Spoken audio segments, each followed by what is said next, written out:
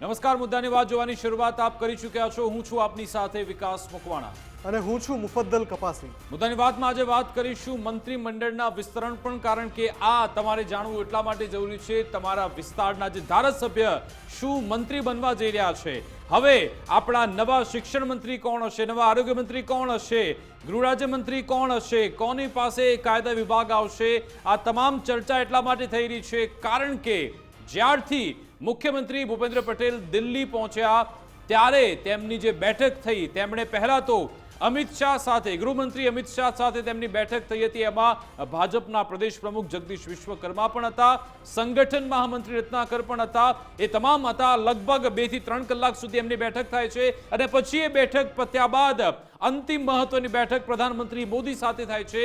એ આખો સમયગાળો લગભગ 6 કલાક સુધી મેરેથોન બેઠક ચાલી। ત્યારથી સંકેત મળી ગયો હતો કે મંત્રીમંડળનું વિસ્તરણ થવા જઈ રહ્યું છે અને આ બધી ચર્ચાઓ ત્યાંથી નથી અટકતી। જેવા મુખ્યમંત્રી આવે છે ગુજરાત, ત્યારબાદ ગાંધીનગરમાં હલચલ તેજ થઈ જાય છે અને કેબિનેટની બેઠક જે દર બુધવારે મળતી હોય છે એ કેબિનેટની બેઠક પહેલા ગુરુવારે કરવામાં આવી અને આજે મોટો ટ્વિસ્ટ એ આવ્યો કે હવે કેબિનેટ બેઠક પણ કેન્સલ કરવામાં આવી છે, એટલે કે આ સપ્તાહમાં ક્યારે કેબિનેટની બેઠક મળશે એ લગભગ નક્કી જ નથી। ત્રીજો સંકેત એ કે જો મંત્રીમંડળનું વિસ્તરણ થાય તો રાજ્યપાલનો સમય માંગવો પડે, એટલે રાજ્યપાલનો સમય પણ માંગવામાં આવશે અને સાથે રાજ્યપાલ શ્રીએ પોતાનો જે ગુજરાત માફ કરશો તેમનો જે હરિયાણા પ્રવાસ છે એ તેમણે ટૂંકાવ્યો છે, પરત ફરી રહ્યા છે, ગુજરાત આવી રહ્યા છે। એનો મતલબ કે એમનો સમય માંગવામાં આવશે। અને ચોથા મહત્વના સમાચાર, સૌથી મોટો સંકેત એ ગુજરાતના ભાજપના તમામ ધારાસભ્યોને ગાંધીનગરમાં રહેવા, જી હા, ગુરુવાર, શુક્રવાર, શનિવાર સુધી તમામને ગાંધીનગરમાં રહેવા માટે આદેશ આપી દેવામાં આવ્યો છે। કોઈએ ગાંધીનગર છોડવાનું નહીં, એનો મતલબ એમ કે હવે 24 થી 48 કલાકનો સમય નક્કી છે। ગુજરાતની રાજનીતિમાં કંઈક નવા જૂની થઈ શકે છે એ નક્કી છે। મુફદ્દલ बिल्कुल विकास, महफिल सजी है, मौसम भी है और चर्चे बहुत है। महफिल सजी है, मौसम भी है और चर्चे बहुत है, बुलावा किसे आएगा ये तो वक्त को खबर है। એટલે અત્યારે આ બધા મંત્રીઓને પણ કદાચ જે અત્યારે વર્તમાનમાં છે અને જે રાહ જોવાની કતારમાં સૌથી આગળ બેઠા છે એ બધાને આ શેર અત્યારે ગુંજતો હશે કે બુલાવા કિસે આયેગા ये वक्त को खबर है। પણ કેટલાક નામ અમને પણ ખબર છે અને એ જે નામ ચાલી રહ્યા હતા, અત્યારે જે લેટેસ્ટ અપડેટ મળી રહ્યા છે એમાં બહુ મોટું સરપ્રાઈઝ મળવાનું છે। જી હા, પ્રદેશ પ્રમુખની નિયુક્તિમાં ભાજપે જે કર્યું, મીડિયાને સાચું અનુમાન લગાવવા દીધું, વિસ્તરણમાં એવું નથી થવાનું એવું મજબૂત રીતે ગાંધીનગરના ગલિયારામાંથી જાણવા મળી રહ્યું છે। વિસ્તરણમાં ખૂબ મોટી સરપ્રાઈઝ, એટલે કે એવા કોઈ ફેરફાર જેનું અનુમાન કોઈ પંડિતોએ ન લગાવ્યું હોય અથવા તો કોઈએ આકલન ન કર્યું હોય એવું થઈ શકે છે। કેટલાક નામ આજે પણ નવા સપાટી પર આવી રહ્યા છે, સાથે સાથે કોનું પત્તું કપાવાનું છે આજે એનું પણ વિશ્લેષણ કરીશું। ખૂબ મોટી ટીમ આજે જોડાવાની છે અમારી સાથે આ ચર્ચામાં, એટલે છેક સુધી રહેજો કે ક્યાં ધારાસભ્ય, કયો વિસ્તાર અને કેમ એનું સ્થાન મળી શકે છે એમને નવા મંત્રીમંડળમાં। હવે વિસ્તરણ ક્યારે થવાનું છે એ સૌથી મોટા સમાચાર એ છે કે શુક્રવારે વિજય મુહૂર્તમાં ગુજરાતનું નવું મંત્રીમંડળ શપથ લઈ શકે છે। અત્યારે એક આ ઇનપુટ્સ આવી રહ્યા છે, બની શકે કે એમાં પણ છેલ્લી ઘડીએ, કેમ કે આ તો ભારતીય જનતા પાર્ટી છે, એમાં પણ છેલ્લી ઘડીએ ફેરફાર થઈ શકે। પણ અત્યારે સમાચાર જે સૌથી મોટા આવી રહ્યા છે એ છે કે અનેક અસમંજસ વચ્ચે શુક્રવારે વિજય મુહૂર્તમાં ગુજરાતમાં નવું મંત્રીમંડળ શપથ લઈ શકે છે। બિલકુલ, ગુજરાતની રાજનીતિના અત્યાર સુધીના સૌથી મોટા સમાચાર એ 17 તારીખનો આ દિવસ નક્કી કરવામાં આવે છે, શુક્રવાર, કે જ્યાં વિજય મુહૂર્તમાં ગુજરાતમાં નવું મંત્રીમંડળ શપથ લઈ શકે છે। મંત્રીમંડળ વિસ્તરણમાં કોઈ મોટી સરપ્રાઈઝ મળવાનું લગભગ નક્કી છે। 10 કરતા વધારે નવા ચહેરાને નવા મંત્રીમંડળમાં સ્થાન મળી શકે છે। રાજ્યના મંત્રીમંડળના વિસ્તરણમાં 5 થી 6 ચહેરાને બહાર જવું પડશે। સરકારના તમામ ધારાસભ્યોને ગાંધીનગરમાં, જી હા, ભાજપના તમામ ધારાસભ્યોને ગાંધીનગરમાં રહેવા માટે આદેશ આપવામાં આવ્યો છે। રાજ્યપાલના આગમન બાદ મુખ્યમંત્રી તેમની મુલાકાત લેશે। ગઈકાલે એટલે કે આવતીકાલનો મુખ્યમંત્રીનો કાર્યક્રમ મુંબઈનો છે, મુંબઈથી પરત આવ્યા બાદ તે રાજ્યપાલનો સમય માંગશે તેવી વિગત છે। જો કે હવે ચર્ચા એ થઈ રહી છે કે આખરે થવા શું જઈ રહ્યું છે। કારણ કે જે અલગ અલગ સંકેત મળી રહ્યા છે મેં તમને જણાવ્યા કે એક બાદ એક તાબડતોબ દિલ્હીમાં બેઠક તો થાય છે, પરંતુ ગુજરાતના કાર્યક્રમમાં પણ ધરમૂળથી ફેરફાર આવે છે. મુખ્યમંત્રીનો જે કાર્યક્રમ હતો એ જ દિવસનો, એમાં પણ ફેરફાર આવ્યો હતો અને પછી કેબિનેટ બેઠક બે વાર મુલતવી. બે વાર એટલા માટે કારણ કે પહેલા બુધવારને બદલે ગુરુવાર કરી અને ગુરુવારને બદલે હવે ક્યારે યોજાશે કેબિનેટની બેઠક એ જાહેર કરવામાં નથી આવ્યું. સૌથી મહત્વની બાબત એ કે ધારાસભ્યોને ગાંધીનગરમાં રહેવા માટે કહેવામાં આવ્યું છે. અને બીજા એક સમાચાર સૂત્રો તરફથી અમને મળ્યા છે, કન્ફર્મેશન નથી આપતા, પરંતુ વિગત એવી મળી છે કે ભાજપના રાષ્ટ્રીય અધ્યક્ષ જેપી નડ્ડા પણ ગુજરાત આવી રહ્યા છે. જો જેપી નડ્ડા ગુજરાત આવે છે તો શું ગુજરાતની રાજનીતિમાં કોઈ નવો ધડાકો થવા જઈ રહ્યો છે? એ સવાલ પણ ચોક્કસથી થાય. આ તમામ વિગત આપણે સમજવાનો પ્રયત્ન કરીશું અને તમે દ્રશ્યો જુઓ. આ દ્રશ્યો છે વિકાસ સપ્તાહની જે ઉજવણી શરૂઆત થવા જતી હતી ત્યારે આખું મંત્રીમંડળ ત્યાં એકઠું થયું. તો તમે જો આ બધા શપથ લઈ રહ્યા છે, આ ફાઇલ શોટ છે. આ વર્તમાન મંત્રીમંડળની અંતિમ સંયુક્ત તસવીર છે, જે એક સાથે તમામ ચહેરા દેખાઈ રહ્યા છે. વર્તમાન મંત્રીમંડળની આ અંતિમ સંયુક્ત તસવીર છે, અંતિમ સંયુક્ત દ્રશ્યો છે. કેમ કે આ જે તસવીરમાં દેખાઈ રહ્યા છે અત્યારે સ્ક્રીન પર ભાનુબેન દેખાઈ રહ્યા છે. ભાનુબેન બાબરિયા નું બહાર જવાનું લગભગ નિશ્ચિત છે, એ પણ અત્યારે અપડેટ્સ મળી રહ્યા છે.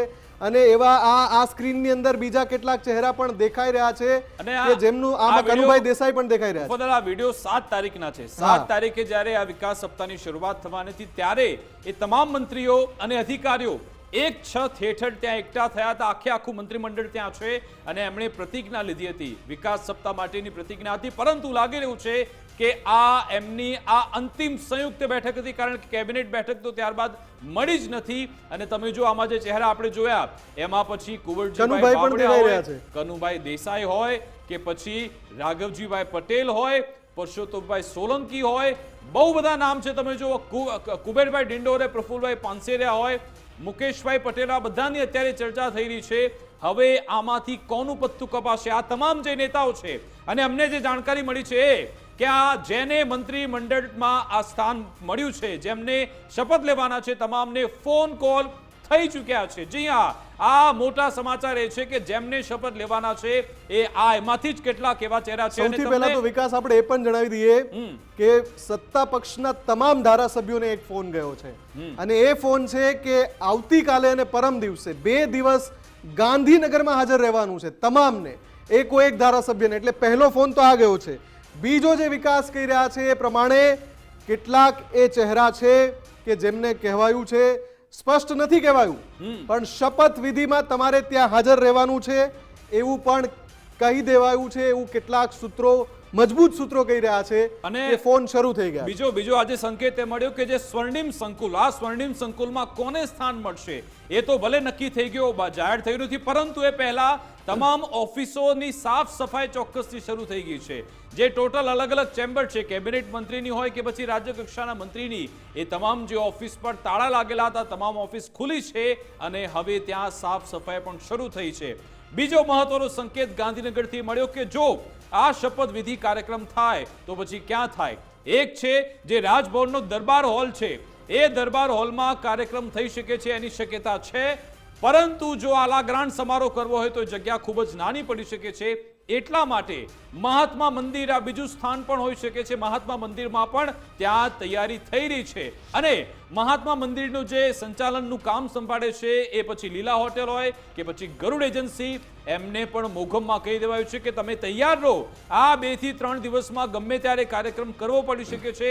સાથે સાથે જે હેલિપેડ ગ્રાઉન્ડ છે કદાચ ત્યાં પણ આ કાર્યક્રમ થાય એની પૂરેપૂરી શક્યતા છે. વિકાસ, આ 4 દ્રશ્યો ખૂબ જ મહત્વના છે કેમ કે આ 4 દ્રશ્યો લગાતાર છેલ્લા 24 કલાકની અંદર આ બધા જ અપડેટ આવી રહ્યા છે, જેમાં ધારાસભ્યોને આદેશ આપવામાં આવ્યો છે, જે મેં હમણાં કહ્યું કે તમામ ધારાસભ્યો પર એક ફોન ગયો છે કે તમારે 2 દિવસ સુધી ગાંધીનગરમાં સતત હાજર રહેવાનું છે. અને એની સાથે સાથે બીજા જે સમાચાર એ છે કે ખૂબ મોટી સરપ્રાઈઝ મળવાનું નક્કી છે અને આ સરપ્રાઈઝ એવી હશે કે જેના વિશે નજીકના ભવિષ્યમાં, નજીકના ભૂતકાળમાં કોઈએ ચર્ચા નથી કરી, કોઈએ અનુમાન નથી લગાવ્યું. એ સરપ્રાઈઝ પણ મળવાની છે. સાથે સાથે 3 કે 4 નહીં પણ મોટી સંખ્યામાં મંત્રીમંડળમાંથી ચહેરાઓની ટિકિટ કપાવવાની છે.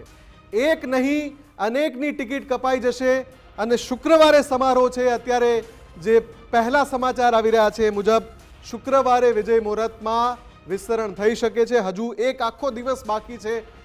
આવતીકાલે ઘણું બધું કન્ફર્મ થશે, પણ શુક્રવારે એ વાત બિલકુલ સ્પષ્ટ થઈ જશે કે ગયા સપ્તાહમાં વિકાસ કેબિનેટની જે બેઠક મળી, શું ખરેખર એ વર્તમાન મંત્રીમંડળની અંતિમ કેબિનેટની બેઠક હતી? કેમ કે આવતીકાલે એક કેબિનેટની બેઠક મળવાની હતી. એ અત્યારે સમાચાર મળી રહ્યા છે કે કદાચ મળે નહીં. અને આમાં બીજી નવાઈની વાત એ પણ છે મુફદ્દલ, કારણ કે દિવાળીનો તહેવાર આવી રહ્યો છે. તમામ મંત્રીશ્રીઓ એ પોતાના જે વિસ્તારના લોકો છે, પોતાના લોકો છે, એમને એક દિવાળી ગિફ્ટને આપતા હોય છે, અથવા તો એમને ઇન્વિટેશન કાર્ડ કોઈ મોકલતા હોય છે. એ હવે છપાવવાના ક્યાંક શરૂ પણ થયા છે. ક્યાંક કોઈ અવઢવમાં છે, અસમંજસમાં છે કે ભાઈ એને રિલીઝ કરવા કે કેમ. પરંતુ તમને જણાવી દઉં, ઘણા બધા એવા મંત્રી છે, કદાચ એમને ખબર પડી ગઈ છે કે આપણું નામ કન્ફર્મ છે, અત્યારની કેબિનેટમાં છે. એમણે એક કાર્ડ છપાવી પણ દીધા છે અને પોતાનામાં મંત્રીશ્રી પણ છપાવેલું છે. એનો મતલબ કે એમને કોન્ફિડન્સ છે, અથવા તો એમને ખબર છે કે ભાઈ જે નવું મંત્રીમંડળ આવેલું છે એમાં આપણે તો સેટ થઈ ગયા છે. તમને જણાવી દઉં કે હમણાં જે મંત્રીમંડળ છે એ મુખ્યમંત્રી સહિત 17 ધારાસભ્યોનું, 17 મંત્રીઓનું આખું એ કેબિનેટ મંત્રીમંડળ છે, જેમાં 8 કેબિનેટ મંત્રી અને 8 રાજ્ય કક્ષાના મંત્રીઓ છે. હવે 182 ધારાસભ્યોના જો 15% લેખે આપણે લઈએ તો 27 મંત્રી બનાવાઈ શકે છે. જો કે આ વખતે એવું લાગી રહ્યું છે કે 21 થી 25 મંત્રીઓ હોઈ શકે છે. હવે એમાં કોનું સ્થાન રહેશે, કોને કાપવામાં આવશે, એક મોટો સવાલ છે. આ જ અંગે ચર્ચા કરીશું. આપણી સાથે વરિષ્ઠ પત્રકાર જોડાઈ રહ્યા છે, એમની સાથે સંવાદ કરીશું. સુનિલભાઈ જોશી જોડાયા છે, એમની સાથે વાત કરીશું. સાથે સાથે જીતુભાઈ જોબનપુત્ર જોડાશે, કિરીટભાઈ ત્રિવેદી જોડાશે અને ચિંતન આચાર્ય પણ આપણી સાથે જોડાવાના છે. આપણે ફ્રેમ પણ લઈ લઈએ કે કોણ કોણ આપણી સાથે અત્યારે જોડાયા છે, પછી કરીએ. તો એક પછી એક વરિષ્ઠ પત્રકારો આપણી સાથે જોડાશે, અત્યારે પણ જોડાઈ ચૂક્યા છે અને બીજા હજુ જોડાઈ રહ્યા છે. એમની સાથે સંવાદ કરીશું કે આખરે જે નામની ચર્ચા આજના દિવસમાં, છેલ્લા 24 કલાકમાં જે વધારે તીવ્રતાથી થવા લાગી છે, જે અત્યાર સુધી નહોતી થઈ રહી, અને કેટલાક નામ સાવ સાઈડમાં જતા રહ્યા, જે અત્યાર સુધી જોરશોરથી ચર્ચાતા હતા. તો શું હવે આ જે નામો છે આપણને એ જ જોવા મળશે જ્યારે શપથ ગ્રહણ સમારોહ થતો હશે અને મંચ ઉપર એ નેતાઓ હશે, મંચસ્થ થયા હશે? શું એ જ નામો હશે જેની અત્યારે ચર્ચા ચાલી રહી છે? આપણી સાથે સુરતથી કિરીટભાઈ ત્રિવેદી વરિષ્ઠ પત્રકાર જોડાઈ ગયા છે, વડોદરાથી જીતુભાઈ જોબનપુત્ર અને વરિષ્ઠ પત્રકાર ચિંતન આચાર્ય પણ આપણી સાથે જોડાઈ ગયા છે. સૌથી પહેલો સવાલ કિરીટભાઈ આપને પૂછવો છે, કેમ કે દક્ષિણ ગુજરાતમાં એક મોટું અસમંજસ ચાલી રહ્યું છે કે દક્ષિણ ગુજરાતમાંથી કોની મંત્રીમંડળમાં એન્ટ્રી થવાની છે. બાદબાકી માટે 2-3 નામ તો ચર્ચાઈ રહ્યા છે કે કદાચ એમને બહારનો રસ્તો દેખાડવામાં આવી શકે, પણ એન્ટ્રી કોની થશે ત્યાં થોડું અસમંજસ છે. કિરીટભાઈ, અસમંજસ નથી, પહેલેથી ફિક્સ જ છે. આ મેચ ફિક્સ થયેલી છે, કેમ કે CR પાટીલ પ્રદેશ પ્રમુખ પદથી જ્યારે નિવૃત્ત થયા અને એમના સ્થાન પર જે જગદીશ વિશ્વકર્મા આવ્યા છે, એટલે CR પાટીલનું વજૂદ હજી ગુજરાતના રાજકારણમાં છે એવું એસ્ટાબ્લિશ કરવા માટે પણ એમના નજીકના ગણાતા એવા સંગીતાબેન પાટીલનું નામ આવી શકે છે મંત્રીમંડળની અંદર. કદાચ એમને કેબિનેટ ના આપે, કદાચ રાજ્ય કક્ષા આપે, એવી એક વાત ચાલી રહી છે. બીજી વસ્તુ કે દક્ષિણ ગુજરાતમાંથી જો આપણે વાત કરીએ તો અમારે ઓલપાડના ધારાસભ્ય છે, એનું પત્તું કપાઈ શકે છે. અને બીજું કનુભાઈ દેસાઈનું નામ છે, એ પણ પત્તું કપાઈ શકે છે. કદાચ સંભાવના એવી છે કે પ્રફુલભાઈ પાનસેરિયાને કન્ટિન્યુ કરવામાં આવશે, કદાચ એમની પાસેથી શિક્ષણ વિભાગનો જે હવાલો છે એ લેવામાં આવશે અને એમને બીજું કોઈ ખાતું આપવામાં આવે, એવી પણ એક શક્યતા હાલમાં વર્તાઈ રહી છે. ઓવરઓલ જોઈએ તો બધા જ ઝોનની અંદર, દક્ષિણ ગુજરાત ગણો, સૌરાષ્ટ્ર ગણો, મધ્ય ગુજરાત ગણો અને ઉત્તર ગુજરાત ગણો, તો બધાને બેલેન્સ કરવા માટેનો પ્રયત્ન કરવામાં આવશે. કેમ કે આવનારા દિવસોની અંદર ડિસેમ્બર અથવા તો ફેબ્રુઆરી મહિનાની અંદર રાજ્યમાં મહાનગરપાલિકાઓની, જિલ્લા પંચાયત, તાલુકા પંચાયતની ચૂંટણીઓ આવી રહી છે. એટલે એ ચૂંટણીની અંદર પણ પક્ષના સંગઠનને કામે લગાડી શકાય, કાર્યકરોમાં ઉત્સાહ જાળવી રાખી શકાય અને એની સાથે સાથે જે મહાનગરપાલિકાઓમાં અત્યારે દબદબો છે ભારતીય જનતા પાર્ટીનો એ યથાવત રહે એના માટેના સમીકરણો ગોઠવાશે. ખાસ કરીને સૌરાષ્ટ્રની વાત કરીએ તો સૌરાષ્ટ્રમાં વિસાવદરની બેઠક જે પેટા ચૂંટણીમાં ગુમાવી છે ત્યાર પછી ભારતીય જનતા પાર્ટીને આ વિચારવાનો સમય આવી ગયો છે. કિરીટભાઈ, દક્ષિણ ગુજરાતમાં જી. શું આ જી, સંદીપ દક્ષિણ દેસાઈનું નામ ગુજરાતમાં તમને- સંદીપ હા, દેસાઈ જી, કહે કે પછી નરેશ પટેલ, ગણપત વસાવા કે પછી આરસી પટેલ, શું આ બધાના નામ આવવાના છે મંત્રીમંડળમાં આપને લાગે છે? હા, સંભાવના આ શક્યતા ખરી. સુરતમાંથી કદાચ બીજા એક તમે જે કીધું સંદીપ દેસાઈ એનું નામ પણ એક ચર્ચામાં છે અત્યારે, એટલે એ પણ મંત્રી બની શકે છે. પરંતુ જો સંદીપ દેસાઈને આપશે તો પછી આ બાજુ જે સંગીતા પાટીલ છે એનું પત્તું કદાચ કપાઈ શકે છે, અથવા બેમાંથી એકને આપી શકે. નહીંતર એવું થશે કે 5 અત્યારે ઓલરેડી જો એ બેને ગણીએ તો મુકેશ પટેલ એક જાય છે અહીંયાથી ઓલપાડમાંથી, એ વાત કન્ફર્મ છે, વન અને પર્યાવરણ મંત્રી. અને જો સંદીપ દેસાઈને આપશે તો પછી સંગીતાબેનનો પત્તું કપાઈ શકે છે. દક્ષિણ એટલે બેમાંથી એક ગુજરાતમાંથી હોઈ શકે છે, સંભાવના એવી છે અત્યારે. કિરીટભાઈ, કેમ કે દક્ષિણ સુરતના ગુજરાતમાંથી total- આ આદિવાસી ચહેરો કોણ હોઈ શકે છે ત્યાંથી મંત્રીમંડળમાં? કારણ કે એ ફેક્ટર પણ આ લોકો શોધી રહ્યા છે. એ લોકો ફેક્ટર શોધી રહ્યા છે પણ વિકલ્પ મળતો નથી એ લોકોને. કેમ કે એનું કારણ એવું છે કે જે પ્રમાણેનું દક્ષિણ ગુજરાતના આદિવાસી બેલ્ટનું જે રાજકારણ છે એ ઓલમોસ્ટ એક તરફી નથી રહેતું, એમાં પરિવર્તન સતત આવ્યા કરતું હોય છે. એટલે એની અંદર કોઈ નામ અત્યારે ફિક્સ ન કહી શકીએ આપણે, અને કોને પ્રમોટ કરવામાં આવ્યું અત્યારના સંજોગોમાં કશું જ લાગતું નથી કે એવું કોઈ ચિત્ર ઉપસીને આવતું નથી, એવા કોઈ નામોની ચર્ચા નથી. અચ્છા, શહેરી વિસ્તારને કદાચ ટાર્ગેટ કરી અને આ 2-3 નામ જે તમને કીધા એ લોકો આવી હર્ષ સંઘવી હોય કે પછી પ્રફુલભાઈ પાનસેરિયા, આ એક એવા ચહેરા છે કદાચ એમને પ્રમોશન મળી શકે. શું એવું થશે કે પછી આ લોકોની વિકેટ પણ પડી શકે છે? આપનું આકલન શું કહે છે? ના, આ બંને નિર્વિવાદ વ્યક્તિત્વ છે ભારતીય જનતા પાર્ટી માટે. પ્રફુલભાઈના નામે પણ કોઈ જ વિવાદ નથી અને બિલકુલ એ જમીન સાથે જોડાયેલા નેતા છે. સતત એ લોકોની વચ્ચે રહેતા નેતા છે અને એની ગુડ બુકમાં નામ છે એનું, અને બીજા કોઈ એમના ઉપરના કોઈ આક્ષેપો નથી હોતા કોઈ દિવસ. બરોબર છે. બીજી વસ્તુ કે હર્ષ સંઘવી પાસે અત્યારે હોમ મિનિસ્ટ્રી છે અને હોમ મિનિસ્ટ્રીમાંથી કદાચ એને અપડેટ કરે તો ડેપ્યુટી સીએમ બનાવી શકે એવી એક ચર્ચા છે, પણ અત્યારે કોઈ રિક્વાયરમેન્ટ નથી એવી કે એમને ડેપ્યુટી સીએમ બનાવવામાં આવે. તો એમને ડેપ્યુટી મુખ્યમંત્રી બનાવવાનો કોઈ એવો અત્યારે કોઈ પેલું છે નહીં. હવે આનાથી તો વધારે પોસ્ટ બીજી શું હોઈ શકે? એને કેબિનેટમાં લઈ અને સ્વતંત્ર હવાલો લગભગ ગૃહ મંત્રાલયનો સ્વતંત્ર હવાલો આપવામાં આવે એવી સંભાવના બહુ ઓછી છે. ઓકે કિરીટભાઈ, ચિંતનભાઈને આપણે પૂછીએ. ચિંતનભાઈ જો જોડાઈ ગયા હોય તો પાછું એમની સાથે ડિસ્કનેક્ટ થઈ રહ્યું છે. ચિંતનભાઈ, તમને જો અવાજ આવતો હોય તો સવાલ એ છે કે 2 દિવસ ધારાસભ્યોને હાજર રહેવાનું એવું પણ કહેવાયું છે. અત્યાર સુધી વાત એવી હતી કે 3-4 લોકો બહાર થશે, પણ હમણાં સમાચાર મળી રહ્યા છે કે 7-8 નામ બહાર થઈ શકે છે અને 10થી વધારે નવા ચહેરા આવી શકે છે નવા મંત્રીમંડળમાં. આપનું શું આકલન છે?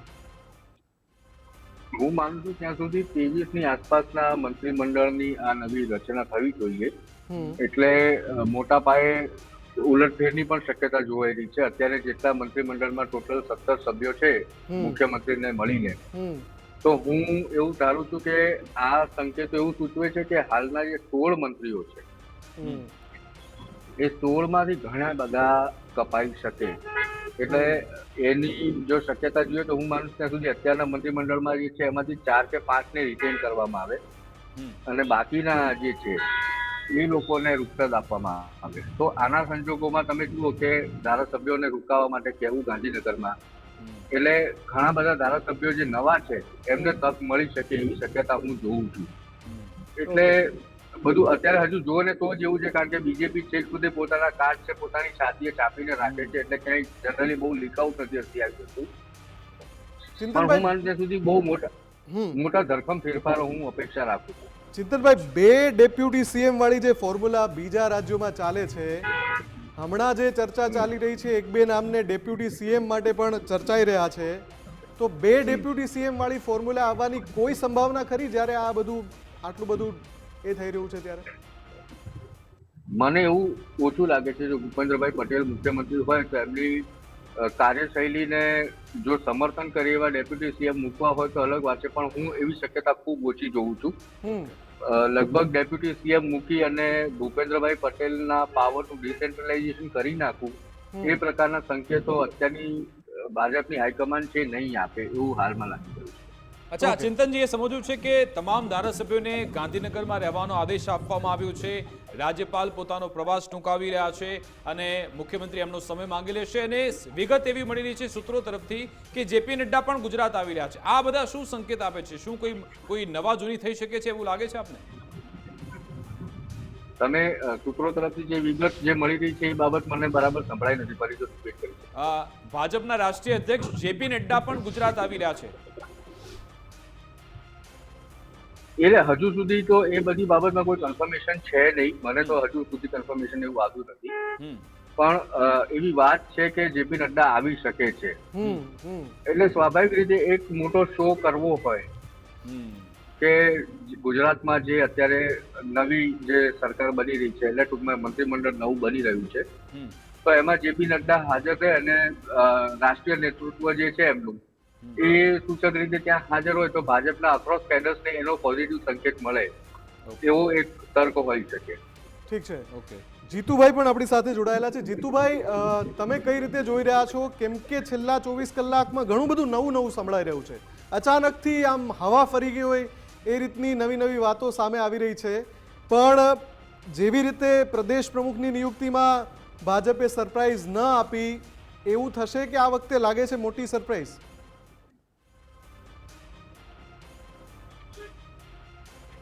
ચોક્કસ 2-3 દિવસથી આની ચર્ચાઓએ બહુ મોટું જોર પકડ્યું છે અને કદાચ હું એકલો એવો હોઈશ કે જે કહી રહ્યો છું કે મંત્રીમંડળનું વિસ્તરણ જરૂર થશે, પણ એ દિવાળી પહેલાં નહીં થાય. અચ્છા. એના ઘણા બધા આસ્પેક્ટો બી ચર્ચા કર્યા હતા અને મારા સિનિયર બધા પત્રકારો અને પોલિટિકલ એનાલિસ્ટે બી વિચાર કર્યો કે આ શક્ય નથી. પણ મારું પોતાનું એવું પર્સનલ માનવું છે કે મોટી સરપ્રાઈઝ જરૂર દેખાશે. જેપી નડ્ડા બી આવી રહ્યા છે અને આપણી ત્યાં છે ને ગુજરાતની અંદર એક બહુ મહત્વનું હોય છે કે જ્યારે પણ સીએમને કોઈક તાત્કાલિક દિલ્હી બોલાવે, ગુજરાત પ્રદેશ પ્રમુખ જતા રહે અને કોઈક લાંબી ચર્ચાઓ થાય ને, એટલે એની અંદર મંત્રીમંડળના વિસ્તરણનો સૌથી પહેલો સવાલ આવે. અને છેલ્લા ખાસા સમયથી મંત્રીમંડળની વિસ્તરણની ચર્ચા ચાલે જ છે. વિસ્તરણ જરૂર થશે, પણ એ દિવાળી પહેલાં થવાની શક્યતા મારા મતે ઓછી દેખાઈ રહી છે. પણ હમણાં 3 દિવસથી જે જોર પકડ્યું છે કે ના, મંત્રીમંડળનું વિસ્તરણ નક્કી જ છે, શુક્રવારે થવાનું છે, આટલા મંત્રીઓ પડતા મુકાશે. જે મંત્રીઓ પડતા મુકાવાના છે એનું પહેલેથી લિસ્ટ નક્કી છે. એમાં 3 કે 4 મંત્રીઓ તો એવા છે કે જેની 2 કે 3 મંત્રીઓની તો તબિયત જ ના તંદુરસ્ત છે. એક એવા છે બચુ ખાબર કે જેને એટલું બધું કૌભાંડોને કારણે છેલ્લા ખાસા સમયથી નિષ્ક્રિય કરી દીધા છે સરકારે. મંત્રીમંડળનું વિસ્તરણ થાય એટલા માટે એની શક્યતા વધારે લાગી રહી છે, કારણ કે જે સંકેત મળ્યા, બીજા એક અપડેટ પણ આપણે આપી દઈએ પ્રવાસની વાત આવી, સાથે સાથે જે કહ્યું ધારાસભ્યોને ત્યાં આજે જે તમામ ચેમ્બરો હતી જે તાળા વાગેલા હતા બધી ખોલી, ત્યાં સાફ સફાઈ થઈ ગઈ. એનો મતલબ કે નજીકમાં જ છે બધું. અને બીજા એક અપડેટ્સ એ પણ છે, હું વિકાસના સવાલમાં એડ કરી દઉં કે મુખ્યમંત્રી અને રાજ્યપાલ વચ્ચે એક સંભવિત બેઠક પણ આવતીકાલે થઈ રહી છે. એટલે આ બધું સૂચક છે કે આટલી, જો માની લો કે દિવાળી પછી લાભ પાંચમે જ કરવું છે અથવા એના પછીના કોઈ સારા દિવસે કરવું છે, તો અત્યારે જે હલચલ વધી ગઈ છે ગાંધીનગરમાં ગઈકાલની, એ શા માટે છે? કેબિનેટ બેઠક પણ કેન્સલ કરી ગુરુવારની. જો અત્યાર સુધી એવું હતું કે આપણે જે નામો ચર્ચા કરતા હતા કોઈ મંત્રીમંડળના અથવા ભાજપ તરફથી આ થવાનું છે અને આપણને બધાને સરપ્રાઈઝ મળી છે. અપવાદ આપણે જોવા જઈએ તો જગદીશ વિશ્વકર્માનો છે અત્યાર સુધીનો. અને હવે પરિસ્થિતિ એવી આવી ગઈ કે ભારતીય જનતા પાર્ટીએ જ્યારથી જગદીશ વિશ્વકર્માનું નામ કન્ફર્મ થયું અને એ વાત લીક થઈ ગઈ અને મીડિયાએ જોરોશોરોથી ચલાવીને બદલાવાની કોઈ શક્યતા જ નહોતી દેખાતી ને એમને ડિક્લેર કરી દીધું અને એમને પદ ગ્રહણ બી કરી લીધું. પણ આ વખતે મને એવું લાગે છે કે 3 દિવસથી ભલે ગાંધીનગર સચિવાલયની અંદર જે કંઈ હશે સરપ્રાઈઝ જરૂર છે, એ નક્કી છે. જેપી નડ્ડા આવવાની શક્યતા દેખાઈ રહી છે. રાજ્યપાલને બી કહી દેવામાં આવ્યું કે પાછા આવી જાઓ. મુખ્યમંત્રી બી મુંબઈનો ટૂંકો પ્રવાસ પતાવીને તરત જ પાછા આવી રહ્યા છે. અને ભારતીય જનતા પાર્ટી સરપ્રાઈઝ આપવા માટે તો પંકાયેલી છે. અમે જ્યારે છેલ્લા 2-3 દિવસથી વિવિધ ચેનલોની અંદર ચર્ચાઓની અંદર બેઠા છે ત્યારે હું હંમેશા એમ કહેતો આવ્યો છું કે આની અંદર 2 કે 3 આસ્પેક્ટ એક વિચારો આપણે પણ જોઈએ. એક કે સામી દિવાળીએ કદાચ આ એક પગલું લેવું એ આત્મઘાતી પગલાં જેવું બી કહી શકાય, કારણ કે અંદર અસંતોષ પાર્ટીમાં નીચેના કાર્યકર્તાથી લઈ ઉપર સુધી બહુ જ છે. છેલ્લા 1 થી 1.5 વર્ષ સુધી ગુજરાત પ્રદેશ પ્રમુખ નથી મળ્યા. એની અંદર ઘણા બધા બનાવો એવા બન્યા છે જેની પાર્ટીની બધી છબી ખરડાઈ છે. એ બી એક વિચારવા જેવી વસ્તુ છે. એટલે હવે પરિસ્થિતિ એવી છે કે હજુ તો સંગઠનની અંદર બી ઘણા બધા બાકી છે નિમણૂક કરવાની, અને સીધું જો મંત્રીમંડળનું વિસ્તરણ કરી દેવામાં આવે અને પાછળ તરત જ સ્થાનિક સ્વરાજ્યની ચૂંટણી અને તાલુકા પંચાયત જિલ્લા પંચાયત વિસ્તરણ થશે એ નક્કી છે. પણ આટલી સ્પીડે અને આટલી તરત 3 કે 4 દિવસમાં નિર્ણય લઈ લેવો એ મને યોગ્ય નથી લાગી રહ્યું. હજુ પણ કહું 30-31 નરેન્દ્રભાઈનો ગુજરાત પ્રવાસ છે. દર 31મી ઓક્ટોબરે સ્ટેચ્યુ ઓફ યુનિટી એ હોય છે જ, અને એમનો પ્રવાસ નક્કી થઈ ગયો છે કે 30-31 ત્યાં છે. નરેન્દ્રભાઈના આવતા પહેલાં કોઈ આવું પગલું લેવામાં નથી આવ્યું અત્યાર સુધી. નરેન્દ્રભાઈ ગયા પછી બધું સમૂહ શત્રુ સેટ કરીને જાય છે, ત્યારબાદ થાય છે. ચોક્કસ મેરેથોન બેઠકની અંદર 3 મેઇન જે પોસ્ટ કહેવાય એમને મુખ્યમંત્રી, જીતુભાઈ, ગુજરાત મને પ્રદેશ એ પ્રમુખ વિજયભાઈ અને પ્રભારી રૂપાણીનો હાજર એક કાર્યક્રમ યાદ આવી રહ્યા છે જે સરદાર પટેલનો કોઈ કાર્યક્રમ હતો ને એમાં પ્રધાનમંત્રી મોદી વર્ચ્યુઅલી જોડાયા હતા. એમની ઉપસ્થિતિ તો હતી જ, એમની જ ઉપસ્થિતિમાં એ જ દિવસે નિર્ણય લેવામાં આવ્યો હતો કે ભાઈ વિજયભાઈ રૂપાણીએ રાજીનામું આપવું પડશે. એટલે આ ભાજપ છે એમાં કોઈ પણ એવું સરપ્રાઈઝ આવી શકે છે. મારે જાણવું છે કિરીટભાઈ, આપણે સૌરાષ્ટ્રની વાત કરતા હતા. આવી આ જીતુજી આપની વાત પૂરી કરો, બોલો. સરપ્રાઈઝ માટે ભાજપ જાણીતું છે, નક્કી જ છે. અને હું એ બી કહું છું કે મંત્રીમંડળનું વિસ્તરણ થશે, પણ આ 2 કે 3 દિવસની અંદર જે વિસ્તરણ દેખાતું નથી મને કોઈ જગ્યાએ. ઓકે, ઠીક છે. કિરીટભાઈ, સૌરાષ્ટ્ર પર હવે આપણે આવી જઈએ, કારણ કે સૌરાષ્ટ્રમાં દિગ્ગજ નેતાઓ છે, મોટા મોટા માથા છે. કોને રાખવા કોને ન રાખવા એ ભાજપ માટે મોટો માથાનો દુખાવો છે. આપને શું લાગી રહ્યું છે કે કયા કયા નામ હાવી થશે આ મંત્રીમંડળ માટે, કયા નામ આમને બાદબાકી થઈ શકે છે?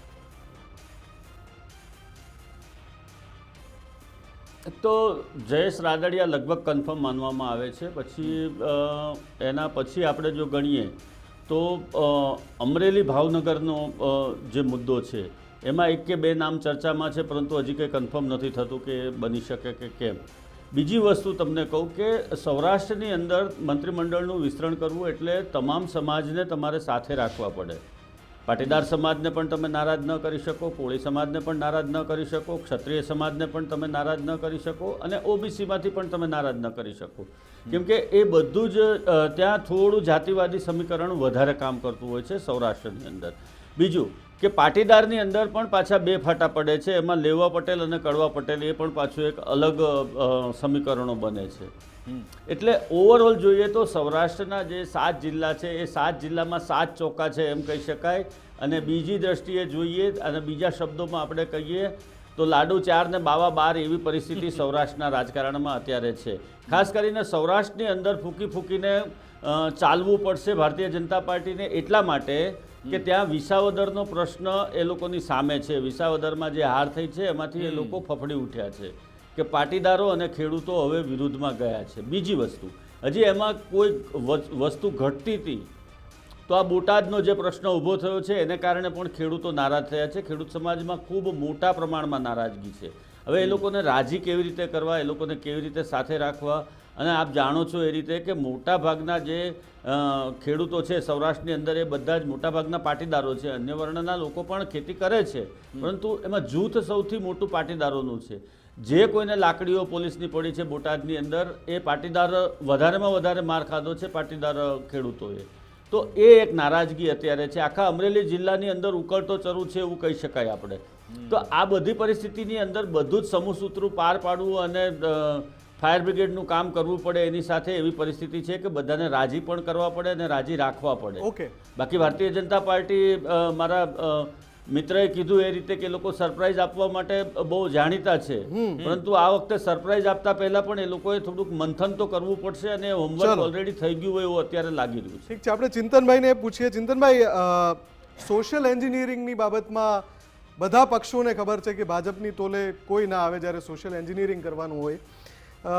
શું લાગે છે જ્યારે 16ના મંત્રીમંડળ કે 17ના મંત્રીમંડળમાંથી 50% ચહેરા બહાર જવાના હોય, પાટીદાર ચહેરા સૌથી પહેલા કોણ કોણ છે જેને તમે સૌથી પહેલી હરોળમાં ગણો છો સ્થાન મેળવવા માટે? જયેશ રાદડિયા. જયેશ આદડિયા. આ એક બરાબર છે. એવું નામ છે કે જેનો સંકેત અમિત શાહે પણ ઘણા વખત પહેલા જ્યારે રાજકોટમાં એમની એક થઈ હતી ફંક્શન એમનું હતું જયેશ રાદડિયાના પિતા વિઠ્ઠલભાઈ રાદડિયાના સન્માનમાં જિલ્લા રાજકોટ બેંકમાં.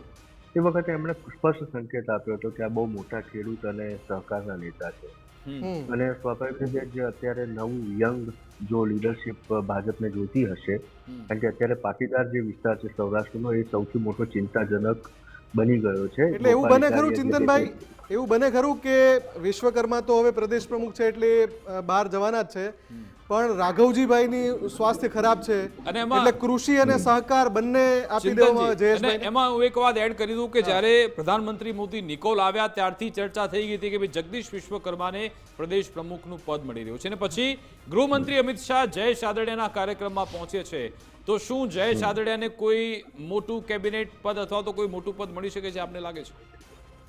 હું એવું માનું છું કે એવું થશે એટલા માટે કારણ કે જયેશ રાદડિયાને મંત્રી હોવાનો પણ અનુભવ છે. એ વિજય રૂપાણી સરકારમાં જે તે વખતે મંત્રી હતા, રહી ચૂક્યા છે. એટલે એમના બાબતમાં અને પોતે સહકાર ક્ષેત્ર સાથે સંકળાયેલા છે, પાટીદાર નેતા છે, ખોડલધામ સાથે પણ સંકળાયેલા છે. એટલે એક સામાજિક રીતે અને રાજકીય રીતે બંને રીતે એમનું પ્રભુત્વ હું માનું છું ત્યાં સુધી ભાજપને લાગી રહ્યું છે કે ખૂબ વધુ છે. એટલે એમને ચાન્સ મળવો એ મારા માટે લાગે છે કે નિર્વિવાદ છે. બીજા પાટીદાર નેતાઓમાં અત્યારે જીતુભાઈ વાઘાણીનું નામ ચાલી રહ્યું છે, એટલે જીતુ વાઘાણીની પાસે પણ સંગઠન અને સરકાર બંનેનો અનુભવ છે. તો ભાવનગર જિલ્લાની જો આપણે વાત કરીએ તો ત્યાંથી એ આવી શકે. ત્રીજું એક નામ જે છે જુનાગઢના અત્યારે જે ધારાસભ્ય છે સંજય કોરડિયા, એમનું નામ પણ ચાલી રહ્યું છે કે તેઓ પણ બની શકે. એ સિવાય મહેશ કસવાલા જુઓ કે જેઓ આમ અમદાવાદના છે, એટલે છે મૂળ અમરેલીના પણ અમદાવાદમાં ઘણા વર્ષોથી સંગઠનમાં સક્રિય છે, અત્યારે પ્રદેશ મંત્રી પણ છે અને ધારાસભ્ય પણ છે અને એ અમરેલી જિલ્લાનું પ્રતિનિધિત્વ કરે છે. એટલે એ રીતે અમરેલી જિલ્લો પણ અહીંયા સચવાઈ શકે. તો આટલા મેં જે ચારેક ચહેરા જે આપને કહ્યા છે એમને હું માનું છું ત્યાં સુધી પ્રતિનિધિત્વ નવી સરકારમાં મળી શકે. એ પછી ફેરબદલ થવું, આ ચારમાંથી કોને લેવા ન લેવા એ ભવિષ્યની વાત છે, પણ હું આ ચાર જે ચહેરા છે એને સ્ટ્રોંગ કન્ટેન્ડર માનું છું કે જે આવનારા ભવિષ્યમાં જે મંત્રીમંડળ બનશે સરકારનું એમાં સમાવેશ હોઈ શકે. ઓકે. અચ્છા, બીજી ચિંતનજી, જે મોટી સરપ્રાઇઝની આપણે વાત કરી રહ્યા છે ને ભાજપ માટે હંમેશા ટીસ એ જ હોય છે, જે મીડિયા પણ એમને પૂછતો હોય છે, કોંગ્રેસના લોકો પણ પૂછતા હોય છે કે અમારા પક્ષમાંથી તમે લોકો નેતા લઈ જાઓ છો ને પછી મંત્રી બનાવી દો છો.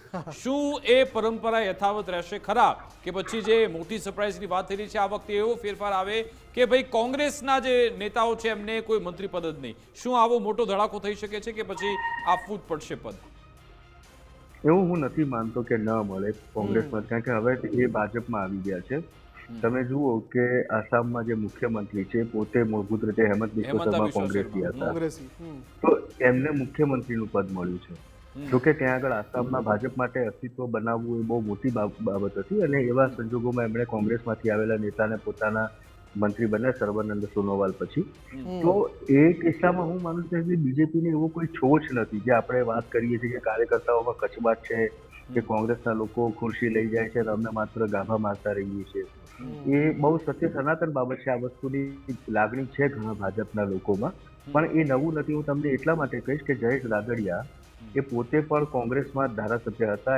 એમની પ્રથમ ચૂંટણી કોંગ્રેસમાંથી લડ્યા હતા. જી નહીં, એટલે એમના પિતા મૂળભૂત રીતે બીજેપીના, પછી શંકરસિંહ વાઘેલા સાથે રાજપા અને પછી કોંગ્રેસ અને પાછા ભાજપમાં આવ્યા. પણ એવો કોઈ છોજ નથી. જયેશ રાદડિયાને એ વખતે પણ મંત્રી બનાવાયા હતા. મહાત્મા મંદિરમાં જ જયેશ રાદડિયાએ શપથ લીધા હતા, એ વાતનો હું સાક્ષી છું.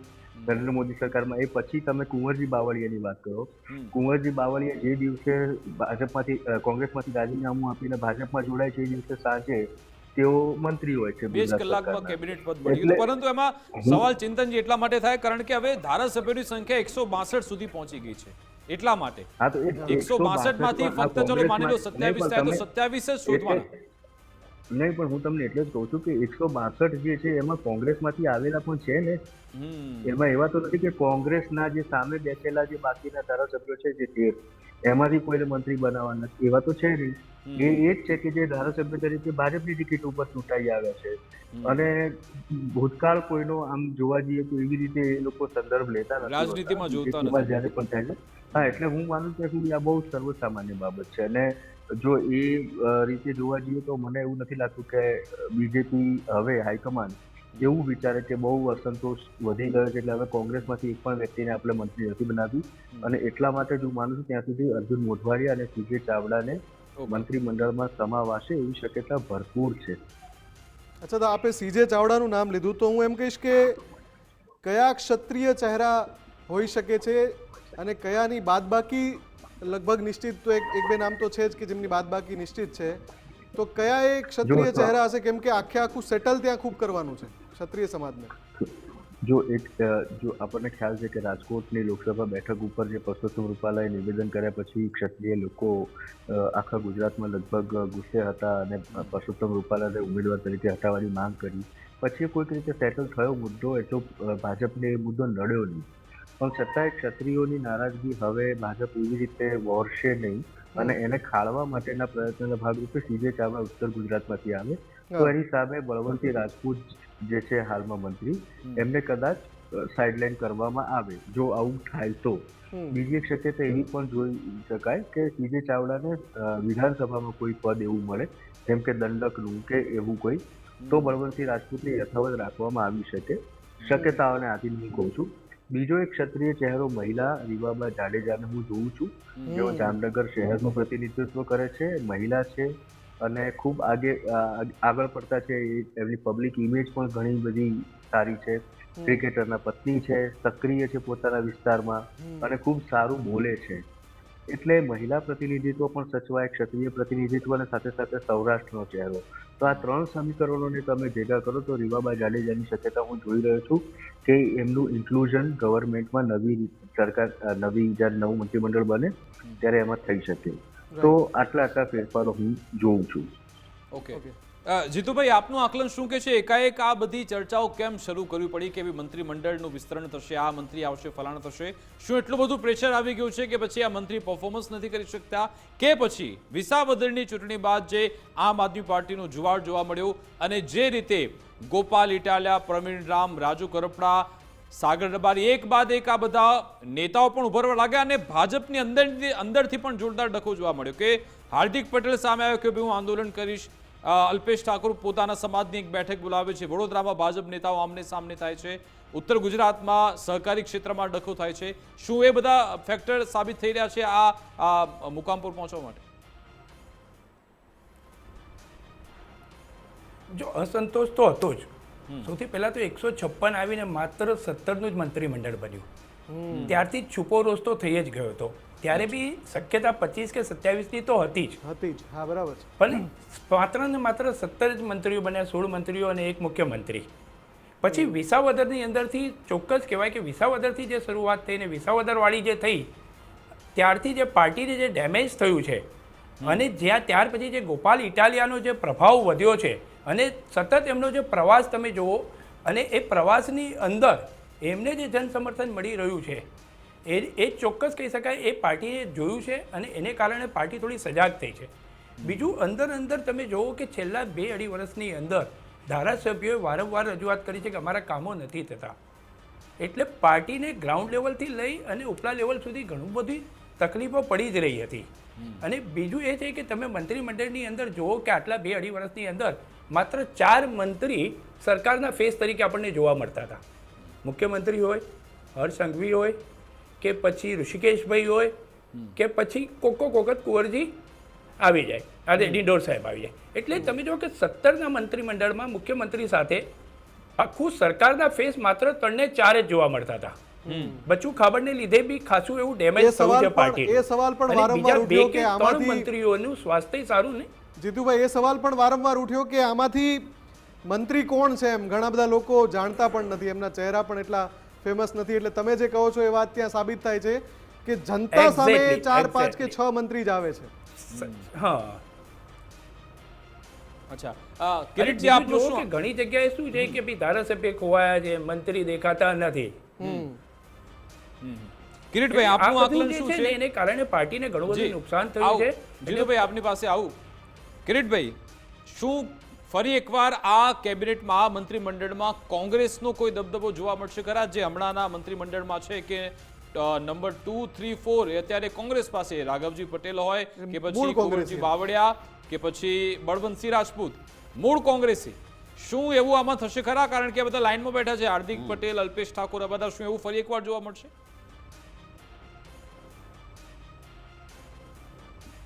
ચોક્કસ હાર્દિક પટેલે એની રીતે ઉધામાં કરી લીધા છે મંત્રીમંડળમાં આવવા માટે, અને અલ્પેશે પણ કરી લીધા છે. એટલે વધારે પલડું અત્યારના સંજોગોમાં ભારે મને લાગી રહ્યું છે કે અલ્પેશનો કદાચ સમાવેશ થાય, કેમ કે એમાં ઘણા બધા ફેક્ટરો કામ કરી રહ્યા છે. બીજું, પાટીદારોને સાચવવા માટે એ લોકોને હાર્દિકને મહત્વ આપવું પડે એવું અત્યારના સંજોગોમાં હવે હાર્દિકનું વજૂદ નથી રહ્યું કે હાર્દિક પટેલ એટલા બધા હવે જ પાટીદારોમાં સર્વસ્વીકૃત ચહેરા તરીકે નથી. એટલે એમણે વડાપ્રધાન નરેન્દ્ર મોદી જે દિવસે નરોડામાં રોડ શો કરવાના હતા તે દિવસે જ હિન્દીમાં બહુ મોટી ટ્વીટ લખી હતી. આપને કદાચ ખ્યાલ જ હશે કે ભાઈ હવે મારા કામો નથી થતા અને આ ને તે ને હું ભારતીય જનતા પાર્ટી સામે પણ આંદોલન કરી શકું છું ને કરીશ ને. એટલે ટૂંકમાં એણે ત્યારે ત્રાગુ કરવાનું ચાલુ કરી દીધું હતું કે મારે મંત્રીમંડળમાં આવવું છે.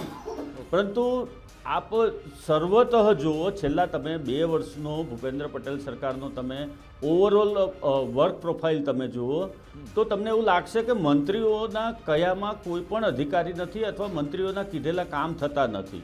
આખા ગુજરાતની પ્રજાને અનુભવ છે કે આ ચોમાસાના દિવસો પૂરા થયા, હજુ સુધી રોડ રસ્તાના ઠેકાણા નથી.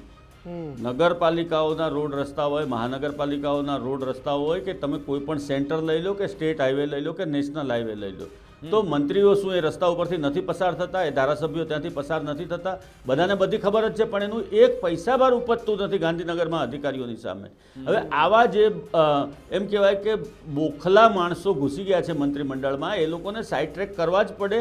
અને ભારતીય જનતા પાર્ટીની ઇમેજનો જ્યારે સવાલ આવે, આપને જણાવી દો કે 2 મહિના પહેલાં અમિત શાહે બધાને, એટલે જે મંત્રી છે એને પર્સનલી પ્રગતિપત્રક લઈને બોલાવ્યા હતા દિલ્હીમાં, અને કુંવરજી બાવળિયાથી માંડીને બધાને ખખડાવેલા છે રીતસર ત્યાં બોલાવીને. આ બધા મંત્રીઓને જેના વિસ્તારોમાં કામ નથી થતા એને એ બધાને દમ પરેડ ત્યાં દિલ્હી દરબારમાં કરવામાં આવી હતી. અને આ બધા પછી અત્યારે મંત્રીમંડળનું હવે વિસ્તરણ નથી થતું. હવે જે થવાનું છે એ મંત્રીમંડળનું પુનઃગઠન થશે. એટલે નવા ચહેરાઓ આવશે અને જૂનામાંથી લગભગ 80 થી 90% મંત્રીઓને ફારેક કરવામાં આવશે. એટલે આને વિસ્તરણ તો ન કહી શકાય, પરંતુ આ પુનઃગઠન કહી શકાય. મંત્રીમંડળનું પુનઃગઠન થશે આ.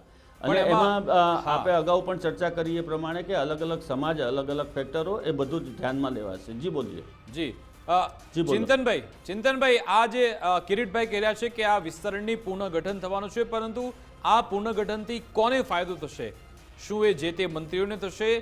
જનતાને કોઈ ફાયદો થશે ખરા? કે ચલો તમારા નવા આરોગ્ય મંત્રી આવી ગયા, નવા શિક્ષણ મંત્રી, નવા કાયદા મંત્રી આવ્યા, નવા મંત્રીઓ આવી ગયા, જનતાને કોઈ ફાયદો ખરો કે પછી ખાલી એ નેતાઓ અને પાર્ટીને જ ફાયદો? પહેલો ફાયદો પાર્ટીને. એટલા માટે હું કહું છું કારણ કે જ્યારે ક્યાંક જનતામાં અસંતોષ વધે થોડો ઘણો પણ સરકાર માટે કે કોઈ પક્ષ માટે કે કોઈ વ્યક્તિગત પર્સનાલિટી માટે, તો એ બાબતમાં ક્યાંક આવા ચેન્જીસ કરવામાં આવે તો સીધું એક લોકોના ઇમેજમાં થોડોક પરસેપ્શનમાં થોડુંક ચેન્જ આવે કે આપણે કંઈક પરિવર્તન લાવવા માટે થઈને કંઈક કામ કર્યું છે, તો એના માટે એક અપેક્ષા આપણે રાખી શકીએ, જેથી કરીને જનતાનો જે આક્રોશ છે થોડો ઠંડો થઈ જાય. તો એ આક્રોશ ઠંડો થવાને કારણે સીધો પક્ષને જ ફાયદો થાય. હવે જનતાને ફાયદો તમે વિચારો છો એ તો નીવડે વખાણ એ કહેવાય છે. એટલા માટે જો માની લો કે અત્યારે તમે 2021માં નવી સરકાર બનાવી, એ પછી 2022ની વિધાનસભા ચૂંટણી પછી પણ લગભગ ઘણા બધા ચેન્જીસ સાથે પછી બીજી સેમ સરકાર આવી, તો હવે તે છતાંય જો માની લો કે ક્યાંક કેટલાક ચહેરાઓને કારણે એવું લાગતું હોય કે ઇનએફિશિયન્ટ છે, લોકો સક્ષમ નથી, કામ બરાબર કરી શકતા નથી, લોકોની જે અપેક્ષાઓ છે સંતોષી શકતા નથી, તેવા માટે ચેન્જ કરવા પડે છે. તો આ પ્રક્રિયા કેટલો સમય લાંબો ચાલતી રહેશે એ મને અંદાજ નથી એ બાબતનો, પણ જનતાને કોઈ સીધી રીતે ફાયદો નથી. હા, માની લો કે આ નવી જે આખી બોડી બને સરકારમાં અને નવા મંત્રીઓ આવે, એ ખૂબ સારી રીતે કામ કરે, એમનું માર્ગદર્શન યોગ્ય રીતે થતું રહે અને કોઈ પરિસ્થિતિ વિપરીત ઊભી ન થાય, એમના માટે કોઈ ચેલેન્જીસ ઊભા ના થાય એ લોકો માટે, તો હું માનું ત્યાં સુધી લોકોને એનો ફાયદો મળે કે ભાઈ સારી રીતે કામ કરી રહી છે નવી સરકાર. તો પણ એ હજુ તમે પ્રારંભિક તબક્કાની વાત છે, અત્યારથી અપેક્ષા રાખવાની વાત છે, પણ એ કોઈ અત્યારથી નહીં કહી શકે કે ચિંતનભાઈ, એક જે શિથિલતા અત્યારે આવી ગઈ છે, વારંવાર વિસ્તરણ થશે થશે થશે કરીને, એટલે જેમને એવું છે કે ભાઈ હવે તો હમણાં થવાનું જ છે વિસ્તરણ, ને કદાચ આપણને ઘરે બેસવાનું છે અથવા તો પેલાને ચાન્સ લાગવાનો છે, એના કારણે જે આખા તંત્રમાં શિથિલતા આવી ગઈ છે, કમસે કમ એ શિથિલતા દૂર થાય તો પણ જનતાનો ઉદ્ધાર થવાનો છે. આભાર આપ તમામ અમારી સાથે જોડાયા એના માટે. અને તારીખ જે છે, શુક્રવારની તારીખ અત્યારે સામે આવી રહી છે. હવે જોવાનું એ છે કે શુક્રવારે થાય છે શપથ ગ્રહણ કે પછી જે એક અનુમાન એ પણ લગાવવામાં આવ્યું કે દિવાળી બાદ. વિકાસ બિલકુલ, એટલે કે આપણા જે રાજકીય વિશ્લેષક જોડાયા તેમનું કહેવું છે, એકનું કહેવું છે જીતુભાઈનું કે દિવાળી બાદ થઈ શકે છે, બાકી બંને એ માટે સહમત છે. અને વિગત પણ એવી જ આવી રહી છે કે લગભગ શુક્રવારે નવું મંત્રીમંડળ સામે આવી જશે. હવે એ તમામ રાજનીતિક બાબતોને અમે ટ્રેક કરતા રહીશું કે આખરે ગાંધીનગરમાં શું થઈ રહ્યું છે, ગુજરાતના રાજકારણમાં કયો ફેરફાર આવી રહ્યું છે. એ તમામ અપડેટ્સ માટે આપ જોતા રહો ગુજરાત ફર્સ્ટ ન્યૂઝ. નમસ્કાર.